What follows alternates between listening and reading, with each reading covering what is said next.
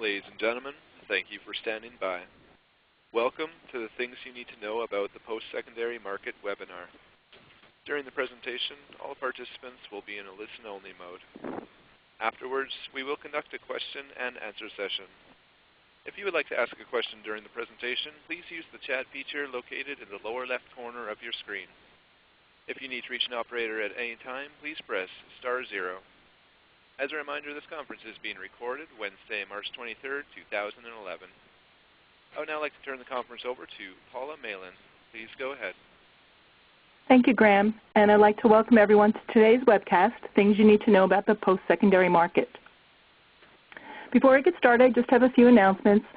The first is just to repeat what Graham has said, which is this webcast is being recorded. The full presentation will be available on our website, usually about a week after the live presentation. And as you've been instructed, you can submit questions at any time via the chat feature, but all phones will be on mute. There are some upcoming SIIA events. The EdTech Government Forum, which is a members-only event, happens in Washington this April. And then the EdTech Industry Summit that takes place in San Francisco this year is open to both members and non-members, and that's in May. We have a couple publications I wanted to make sure the webcast attendees are aware of. They're both free. The one is a sampler to the upcoming Expert's Guide to the Post-Secondary Market. All of the speakers on today's webcast are contributors to that guide, so I encourage you to take a look at that when it's available. In the meantime, you can review the sampler. There's a web link there, and I'll post that in the chat room so you can copy it down. Another free publication is the 2010 Mobile Education EdTech Trends White Paper. That's also available for download, and I'll list that link in the chat window as well. Also wanted to make you aware of some archives of the previous webcasts on the Expert's Guide series. Today's is our fourth and final in the series, but the prior three are all available for on-demand, accessibility by design, when e-learning goes mobile, and marketing post-secondary style can be all accessed on our website. Today's webcast, we're lucky to have William Dillon, Michelle Maldonado, and Mitch Weisberg, who will be presenting basically what are excerpts from their guide of contributions. And with that, I would like to start our presentation with presenting William Dillon. Bill is the Executive Vice President of the National Association of College and University Business Officers, otherwise known as NACUBO. Bill develops collaborative ventures with corporations seeking to serve the higher education marketplace. Recent venture partners have included SunGard Higher Education, IBM, Unimarket, TIAA-CREF, and E&I Co-op. Prior to joining NACUBO, Bill was Vice President for the Market Development at Arima Corporation, and prior to that, CFO at Chatham University and a business officer at Carnegie Mellon University. Bill, I want to thank you for agreeing to moderate today's webcast, which I'm now handing over to you. Thank you, Paula, and good afternoon to all the participants. I'd like to begin by providing a brief view of my perspective with a story that begins my chapter in the guide. And the story goes that a few years ago, when I was with Aramark Corporation, we undertook a substantial effort to develop a new multi-year strategic plan to expand the company's footprint in the higher education marketplace. The process began with a traditional SWOT analysis. We identified our strengths, our weaknesses, our opportunities, our threats.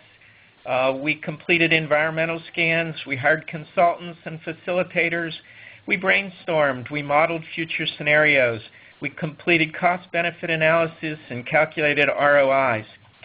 Throughout that process, which lasted the better part of a year, never once did I or any of the other members of the team pick up the telephone and call our peer at a competing company and ask for guidance or ask for an opportunity to review their plan in order to shape ours. The key point is that, by contrast, college and university business officers speak daily with the CFOs at institutions where they compete directly for faculty, students, and research grants. Higher education decision makers share ideas regarding everything from customer demographics to plans for their new ERP systems. They also discuss their satisfaction with product and service providers. One of the most important factors influencing major procurement decisions, sometimes even more important than price, is one of their peers' positive or negative perceptions of a product or service. So as you think about this potential $7 billion industry and our opportunity, it is particularly important to understand the unique culture and aspects of this marketplace.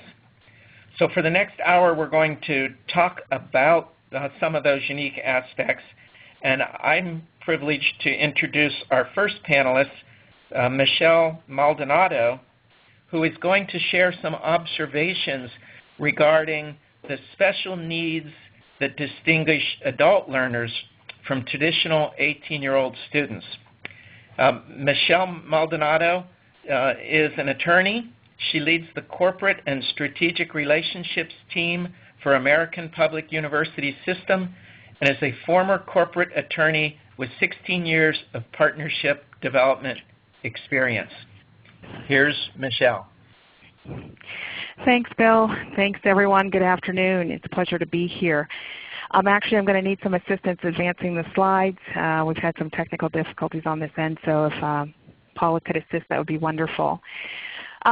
So one of the things we're here to talk about today is, the first part at least, is really looking at some of the ways that the post-secondary education market is changing, particularly for adult learners, and the kinds of nuances and challenges and objectives and the balancing of each that employers and employees experience on a day-to-day basis.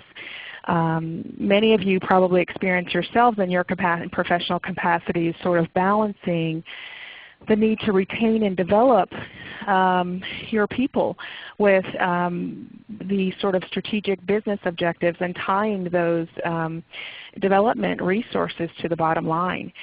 And the interesting sort of weaving of the special needs of adult learners in non-traditional settings that really are upon us in today's market. Some of the things that we look at when we're trying to identify how do we develop and retain our people while at the same time demonstrating a positive ROI or a revenue justification or return on investment, it's very difficult. So a couple of things that we often look at when making that connection to justify the allocation of resources is looking at the allocated budget for that development and tying it to performance. Other things can be the quality of work product, promotions, and other kinds of activities in the workplace that show the correlation between the academic experience and its application to the work environment, and therefore the benefit to the institution. Now obviously when we look at these things, we're considering adult learners. We're not looking at the traditional 18-year-old coming straight out of college that may have very limited work experience, but we're looking at adult learners who are perhaps have already been through an academic experience and educational program and are either in need of completion or perhaps even the next level degree for professional advancement. So with those things as their backdrop, they're looking to find ways to accommodate the obligations of work and family and other commitments with that educational requirement that certainly becomes their degree path. So as an organization that has folks that need assistance, it is not only in developing to help the organization, but it's also in retaining and showing a loyalty and value contribution to your people. It's become extremely challenging in today's market to identify and sort of navigate through what I call the post-secondary maze. You know, for many of us, when we were looking at where we would either educate ourselves or our children or other recommendations for other folks that we may have known, the issue of accreditation and credibility really wasn't something that was top of mind for the most of us. We often really didn't even think of it. Many people didn't even really know the nuances of accreditation and what that meant for an institution or for them personally after having graduated for one. But today, if you fast forward several decades, we have the emergence or evolution as the distribution method of education changes over time. We see now not only your traditional brick and mortar institutions having on-the-ground classes, but we also have the development of hybrid learning platforms, so that from a particular brick and mortar institutions, you may also find that having an online course or entire degree is possible. And of course, connected to that is the rise in purely online educational institutions that we see quite a bit in the marketplace today.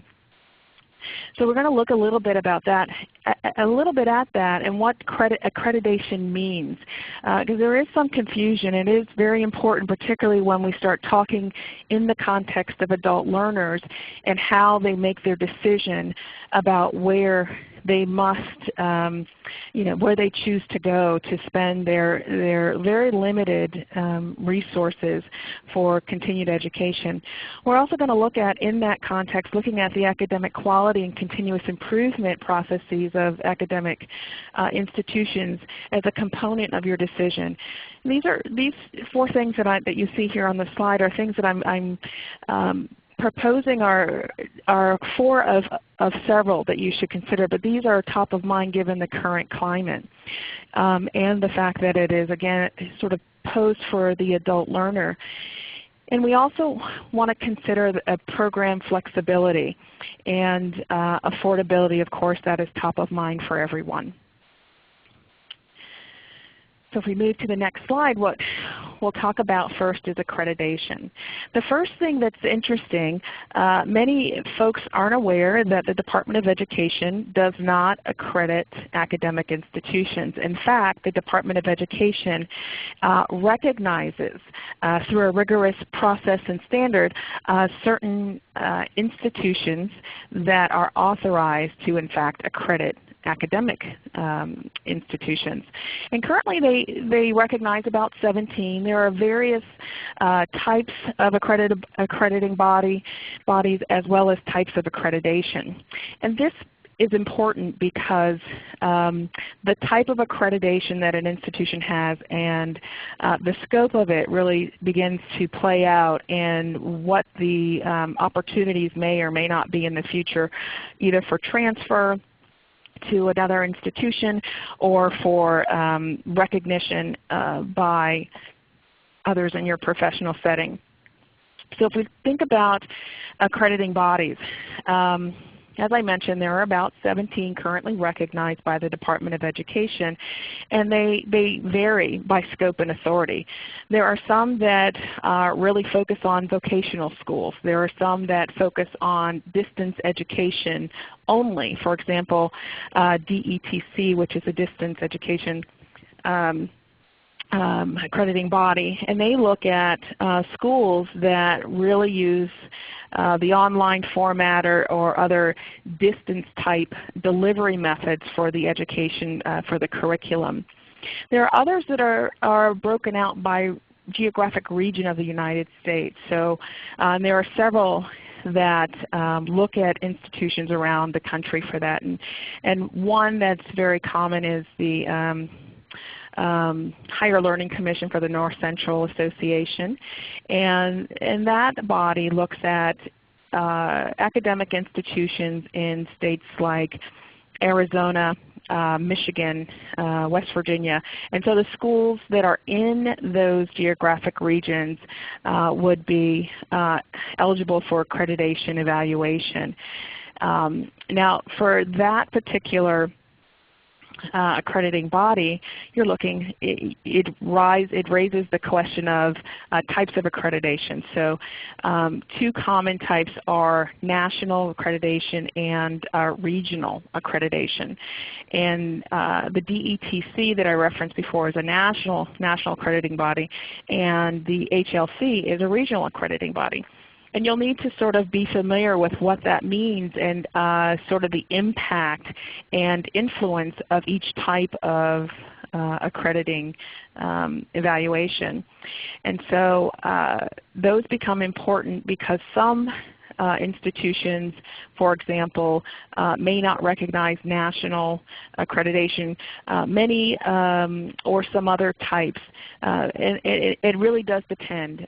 There is no uniform acceptance across educational industries that require any institution to accept a degree or a particular course in terms of transfer credit evaluation from any other institution. It is considered and evaluated on an institution by institution basis. However, these accreditation statuses help with those decisions when they're being made. The other thing that accreditation plays a role in is federal financial aid. The Department of Education makes eligibility dependent in part, on accreditation status. So you'll need to, if you or your employees are looking for federal financial aid assistance above and beyond any company tuition benefits, if there are any, you'll need to be very familiar to make sure that the appropriate accreditation is in place to make that eligibility a possibility. So I think we can move to the next slide. The next thing that's really important is looking at what I like to call the paradigm for continuous improvement. Every academic institution, and quite frankly, you can apply an analogous exercise to corporate institutions as well, looking at a plan of constantly monitoring, reflecting, improving, enhancing, and doing it in a continuous cycle so that you're always keeping not only the curriculum relevant and current, but also the processes and formats and evaluations that support that function. And you can find a lot of this information readily available in things like iPads and the National Survey for Student Engagement. You can begin to flesh out what an institution does to keep its curriculum relevant. And what you see here is really a sample sort of assessment model of the kinds of factors that should be included in continuous improvement. Looking at institutional surveys and course design, right to faculty training and development, and classroom quality assurance. And this kind of continuous improvement, this is the kind of metric or model that applies regardless of the type of institution, whether it's a hybrid platform, fully on the ground, or fully online. You want to ensure that the curriculum and processes and operation of the organization is healthy and fluid and dynamic. So you want to move to the next slide, please. So we spoke earlier about the special needs of adult learners and all that is being balanced on their plates, and how employers in particular can meet the need of really addressing those talent development and retention objectives, while at the same time not losing or diminishing work product, or even losing work time during the day. So on the flip side of that, we have the employees themselves who are looking again to balance all that is required in their professional capacities as well as their family and other personal obligations. So looking at program flexibility is going to be one of the ways that organizations can creatively fashion an education solution for their people to meet the objectives of each side of the equation. And so even in doing that, as I referenced before, you may have night classes at a brick and mortar institution. If it is appropriate that someone leave during the day, the workday, of course you always have that option.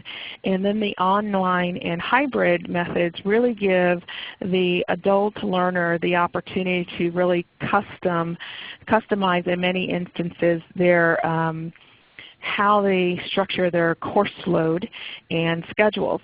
Now, one thing that's important to remember about when it's online, whether it's purely online or in a hybrid format, the question that needs to be asked is whether it is an asynchronous or a synchronous environment. And so the distinction between the two is simply that asynchronous is there's no time during the day during which someone must log on in order to participate in a class. So for example, if a class is held at 4:10 on the ground and in an online synchronous environment, then everyone must be logged in by 4:10, 4:15, or else they're locked out of the classroom. In the online component, sometimes you are locked out of the classroom if you come past a certain time period. On the ground, of course, you can always walk in late. So understanding the environment is critical because that goes to the program flexibility. So asking the question whether something is asynchronous or synchronous is, to me, one thing that I would always encourage folks to ask and consider when they're trying to fashion their schedules. The other thing to look at too is course starts and class schedules. Oftentimes institutions work on semester basis. So they start in September, and one semester will start in September and then conclude in December with a break in between. And then the second semester for the year will start in January and conclude in May. That is a very traditional session and semester format. However, with the hybrid and online options that are available today, you may see different types of formats being offered to employees and full-time working adults. So for example, you may see in terms of the sessions or course starts, they may start on a monthly basis, so they may start every other month. And class schedules may be based on weekly schedules, and so that they are, again, more accommodating to the adult learner. And then lastly, in terms of flexibility, it's important to know and understand the classroom environment, how discussion is conducted, what the level of interaction is, what kind of media is required and integrated into the classroom lecture. The media component becomes an even more important question if it's part of the hybrid or online platform, because there will be certain software and other IT considerations that will be necessary to make to ensure that the connectivity and such is, and the pipe or the broadband or internet connectivity is sufficient to sustain what you need to do in the classroom. And then I think the last important component is the affordability. Something that's, I think, anyone who has gone to school and has looked at folks going to school now or is currently putting children through school or preparing to put children through school can attest that college tuition has risen dramatically over the last few years and decades. And in fact, one of the most interesting things that we discovered was that tuition has risen 440% in the last 25 years. So that is more than 4 times the rate of inflation and almost twice the rate of health care. And so if that's not daunting, I don't know what is. And it really helps each of us begin to consider how to best prepare for and maneuver through academic options in institutions. In the workplace, of course, many of you are probably familiar with the infamous 5250.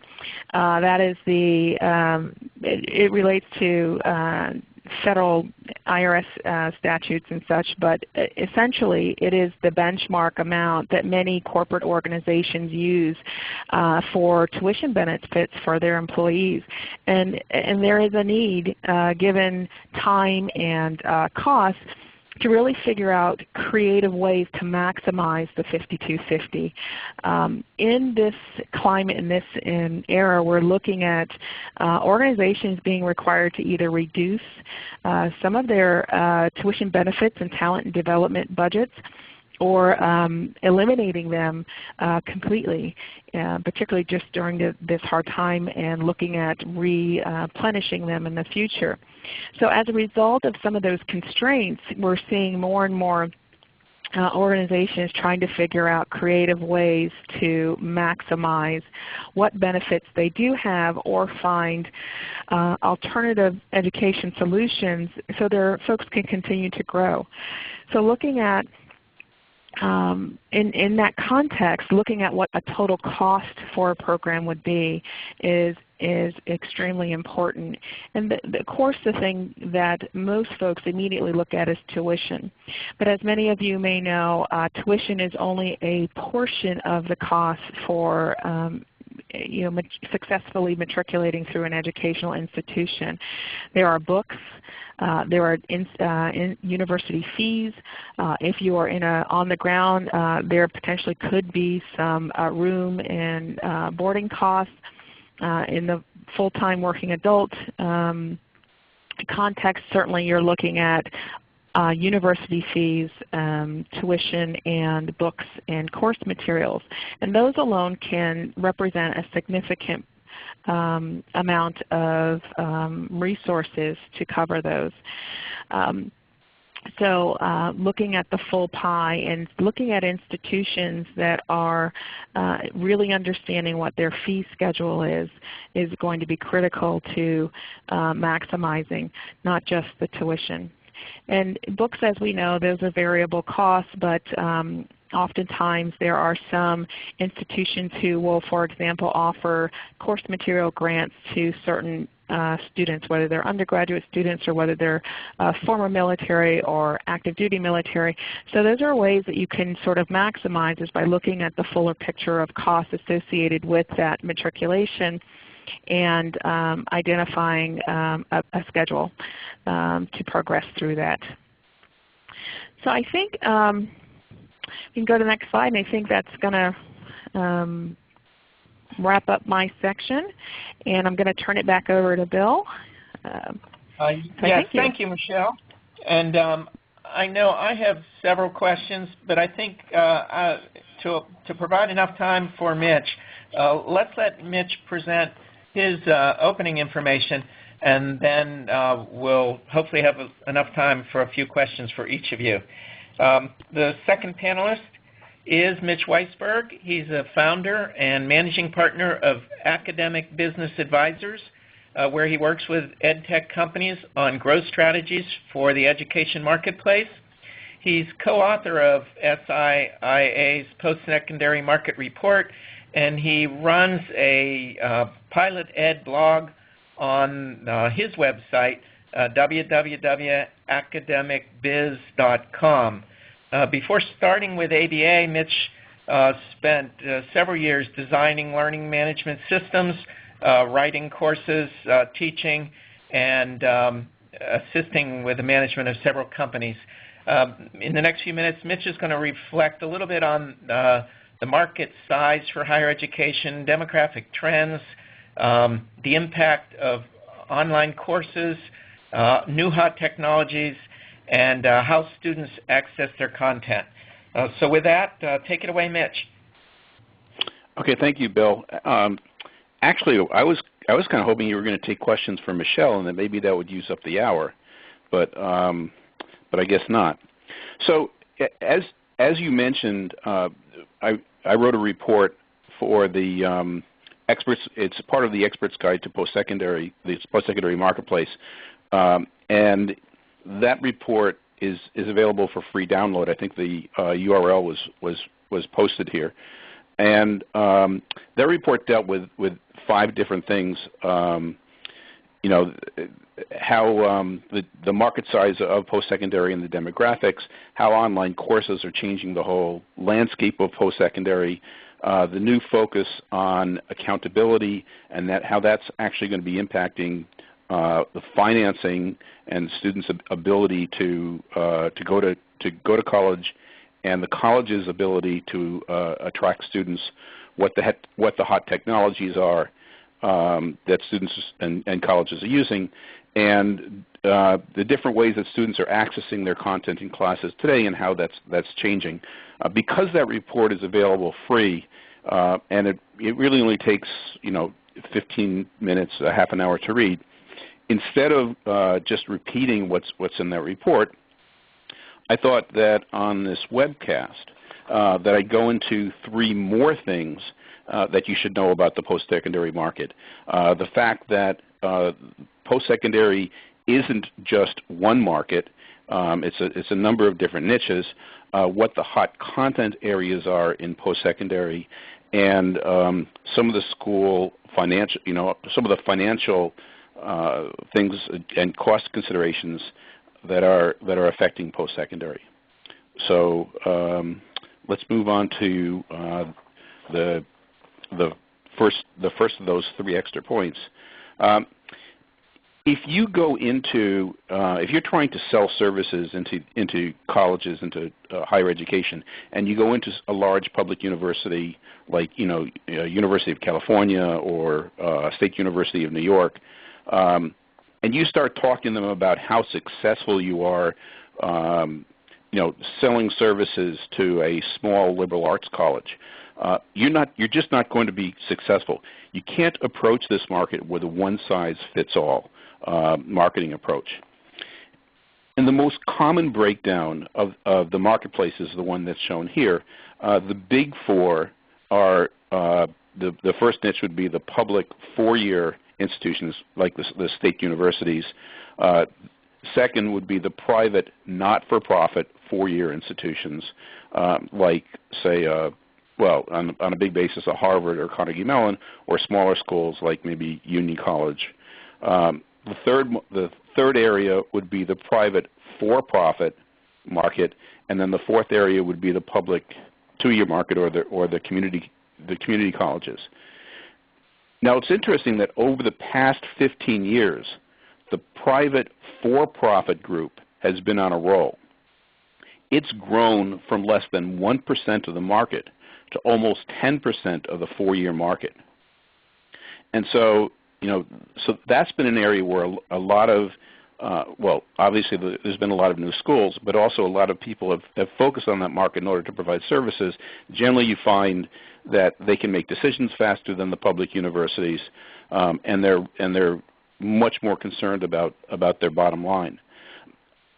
Another thing to notice about this is about these figures here is the vast difference between the components of the community colleges and the 4-year colleges. If you look at community colleges, you see that the majority of the students are really part-time students, whereas in all the other sectors, the majority of the students are full-time sectors.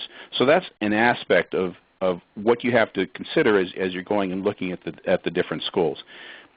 There's also 2 more groups that are noted here on this slide. There's the but if you look at the numbers of students, those are very small. So most service companies or content companies really concentrate on those 4 big ones: the public 4-year, the private not-for-profit, the private for-profit, and the public 2-year. Just one more note on the private for-profit. Whereas they've been growing very, very fast over the past 15 years, there's some indications that that growth may be slowing, and there may actually be some contraction in the industry because the federal government, most of the students who apply there are actually getting funding through the federal government, loans or grants, and the federal government is going through and saying, well, look, we're providing all this money. Now students aren't repaying their loans, so they're going after the schools starting in the next few months and starting to say to the schools, if you can't prove that your students are actually graduating and and are able to find high enough paying jobs to justify the loans, then we're not going to give loans to the students at your school. And that could be a major disruption in the for-profit industry.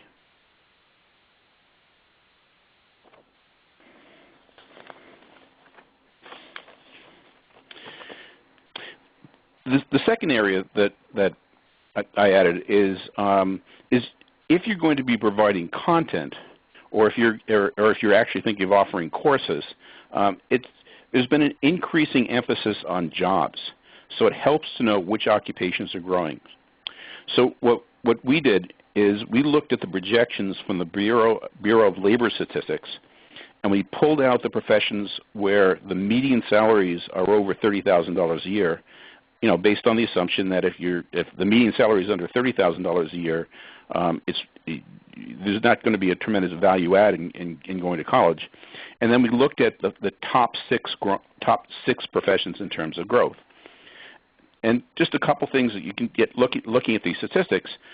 2 of those top 6 involve accounting. And so that kind of points out that business courses or may be an area where it would be interesting to provide extra content for.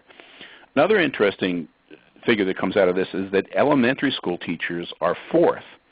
Now, we've all seen in the press all the information about the severe disruption that's happening with state budgets and spending in education, and how teachers are being laid off. And you might say, well, with all these teachers are being laid off, and how can teachers be viewed as a good profession? Well, the fact of the matter is that the population of school-age kids is starting to rise again, and there's a large number of teachers in the elementary grades who are going to be retiring over the next 5 to 10 years. And so the Department of Labor Statistics takes a look at that and says, well, this is a career that's going to be growing. And then a third thing that struck me in these figures is driving a truck doesn't really look that bad. You don't need a college degree, and you earn on average about $50,000 a year. That seems to be pretty good. Now, if you take these figures, these are Department of Labor figures, and then you take a look at the figures that are published by the National Center of Education Statistics, or the NCES, you can see from the NCES what degrees students are receiving for different majors. So there's this chat window on the left. I'd be curious to know if some of you could enter in that chat window. For 4-year schools, what do you think the #1 major is? And I'd like to see if a couple of you could guess that.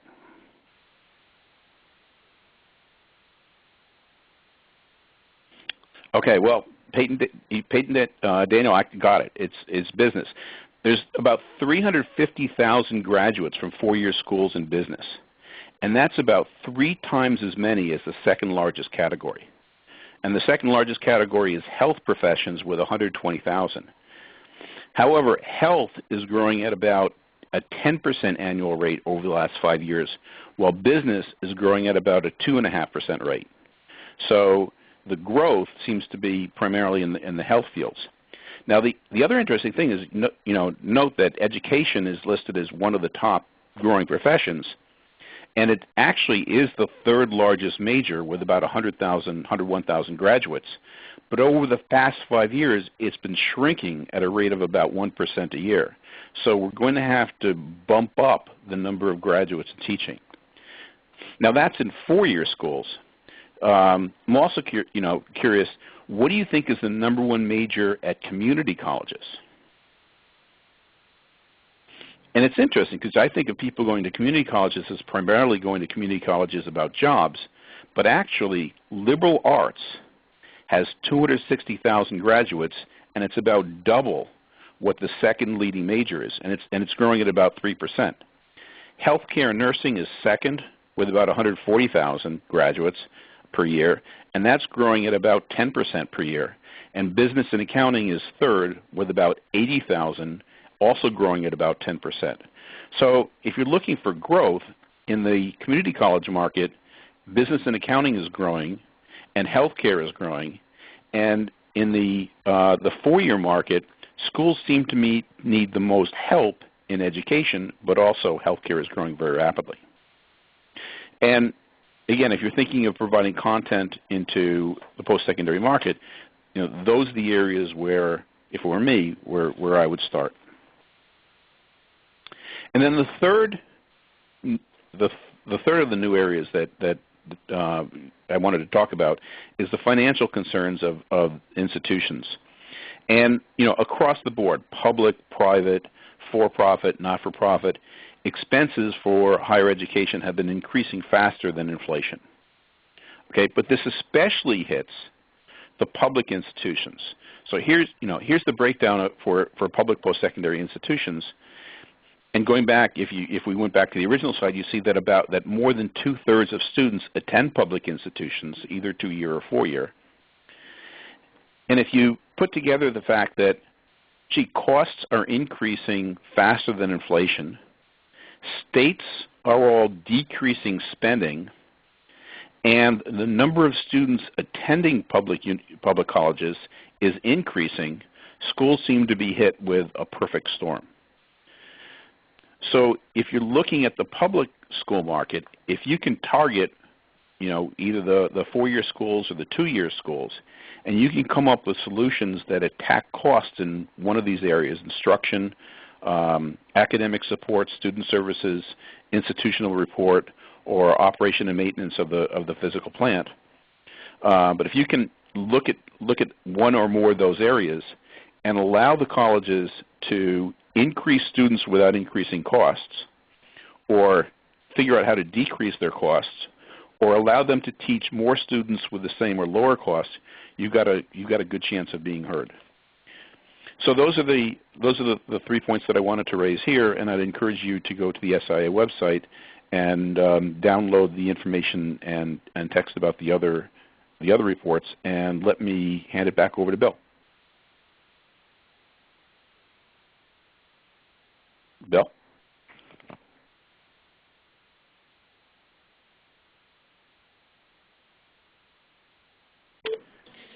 It seems we may have lost Bill, but we are open to questions, and our 2 panelists can respond. So if you have any questions, please enter them into the chat window, the bottom left-hand side of your page.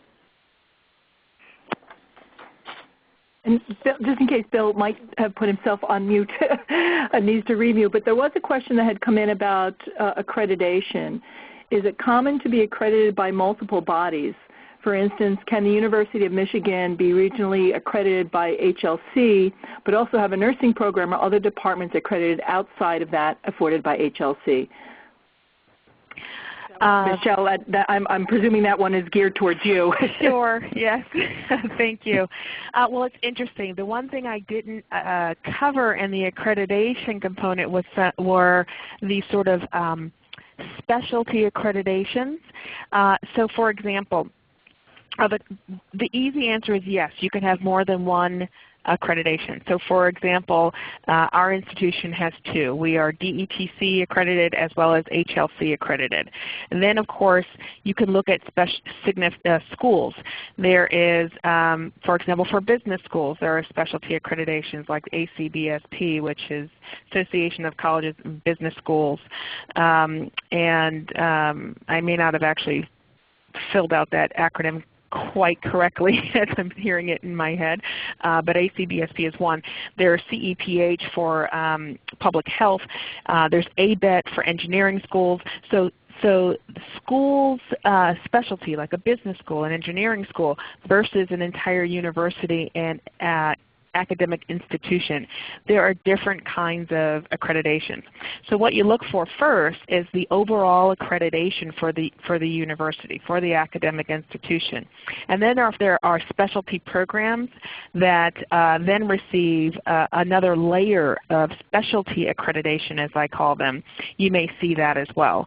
And in the workplace, you may find there are many institutions or organizations that require, for example, ABET accreditation on top of the regional accreditation that an institution may already have.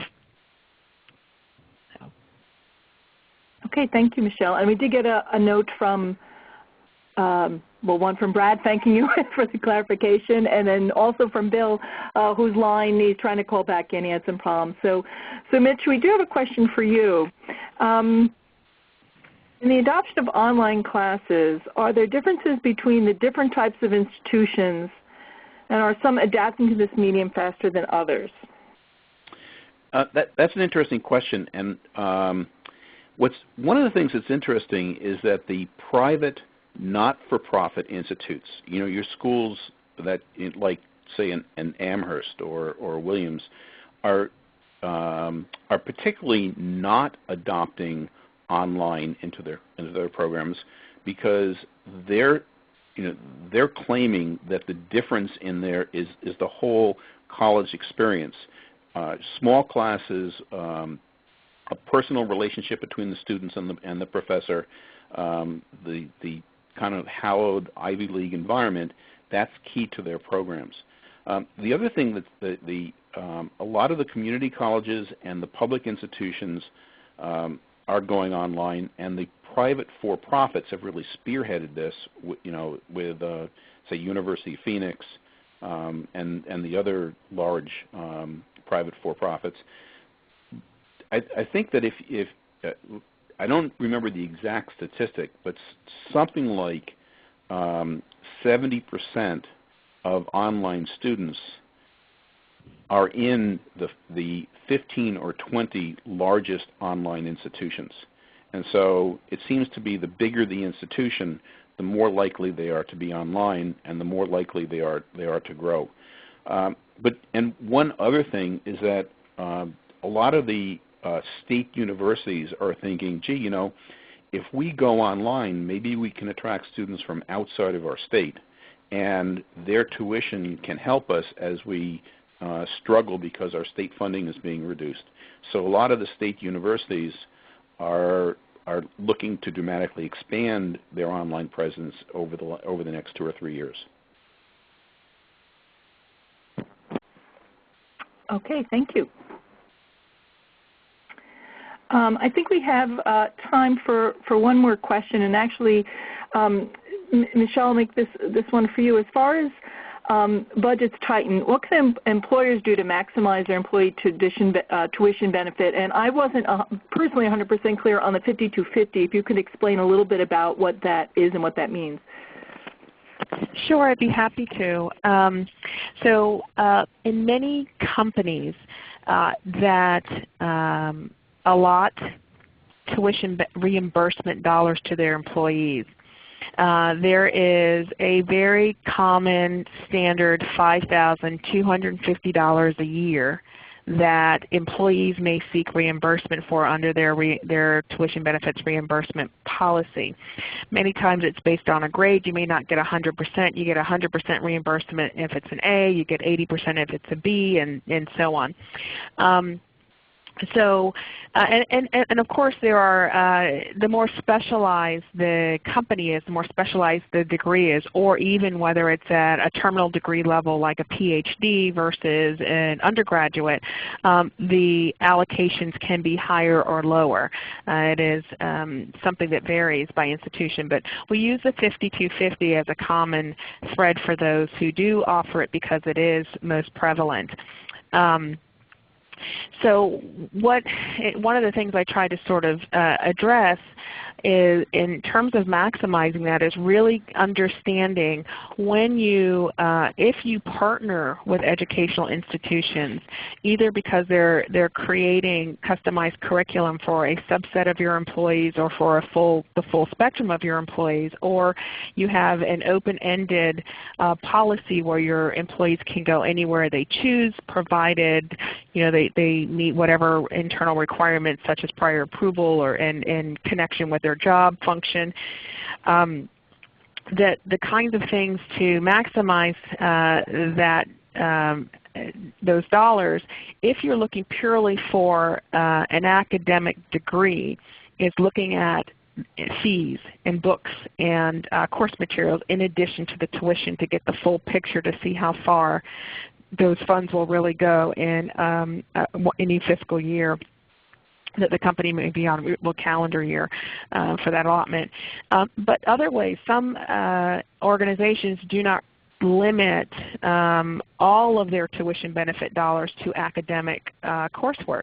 So there could be some professional development or training activities that may be appropriate to enhance a specific skill set that would not eat up all of that $5,250.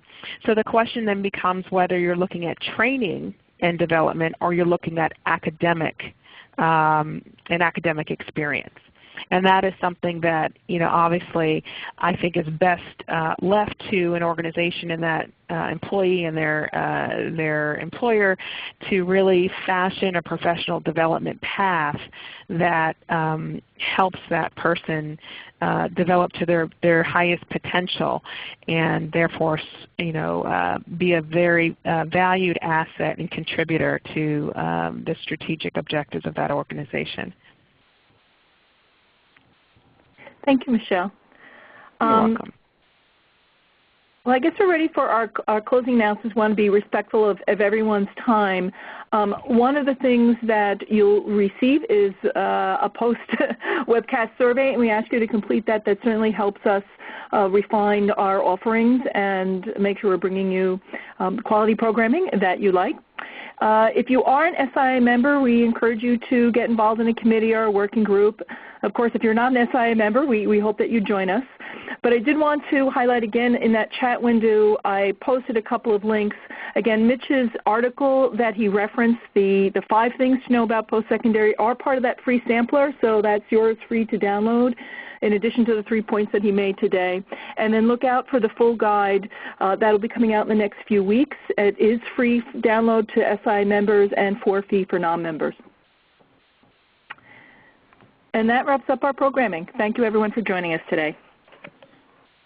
Ladies and gentlemen, that does conclude the webinar for today. We thank you for your participation and ask that you please disconnect your line.